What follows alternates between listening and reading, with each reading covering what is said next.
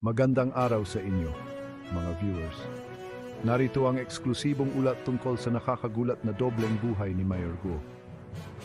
Ayon sa mga investigasyon, may mga nakakabahalang detalye na natuklasan na tiyak na magugulat kayo. Manatiling nakatutok dahil ating tutuklasin ang mga tinatagong bahagi ng buhay ni Mayor Guo. Ito ang istoryang hindi ninyo dapat palampasin. Ano nga ba ang nangyari? Isang nakagigimbal na report ang inilabas ng National Bureau of Investigation. Natuklasan nilang isa lang si Mayor Guo at ang Chinese national na si Guo Huaping. Tama ang narinig ninyo. Narito ang mga detalye. Nagsagawa ng fingerprint analysis ang NBI mula June 25 hanggang 27 at boom, nagmatch ang mga ito. Ginawa ito sa kanilang dactyloscopy division sa Quezon City. Siguro ay nagtataka kayo. Bakit ba ito isang malaking issue?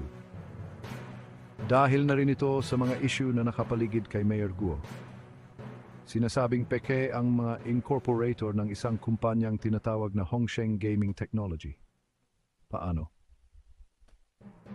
Ninakaw niya ang mga pagkakakilanlan ng mga local na vendor sa Tarlac. Grabe. Sa isang pagdinig sa Senado tungkol sa illegal offshore gaming, isang residente ng Tarlac na nagngangalang Merly Joy Castro ang nagsalita. Natuklasan niyang ginamit ang kanyang pangalan sa mga dokumento ng Hongsheng nang walang pahintulot niya. Ang kanyang lagda at taxpayer identification number ay pineke. Parang bangungot. At mayroon pa, ang Hongsheng ay isang Pogon offshore gaming operator na kinakatawan ni Guo bago siya naging mayor. Parang eksena sa pelikula, ngunit sandali lang, mayroon pa. Dapat ay dadalo si Guo sa pagdinig sa Senado, ngunit hindi siya sumipot.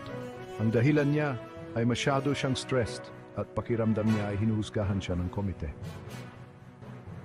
Hindi ito pinalampas ni Senator Hontiveros at binalaan si Guo na mahaharap siya sa kasong contempt kung ulitin niya ito. Ano na kaya ang mangyayari kay Mayor Guo? Hahayaan ba niyang lumabas ang katotohanan o makakahanap na naman siya ng paraan para makatakas? Malalaman natin sa takdang panahon. Ano sa tingin ninyo? Mag-iwan ng komento sa ibaba. At kung gusto ninyong manatiling updated sa mga istoryang tulad nito, huwag kalimutang mag-like, mag-subscribe at pindutin ang notification bell. Hanggang sa muli, mag-ingat kayo at kita-kits sa susunod. Paalam.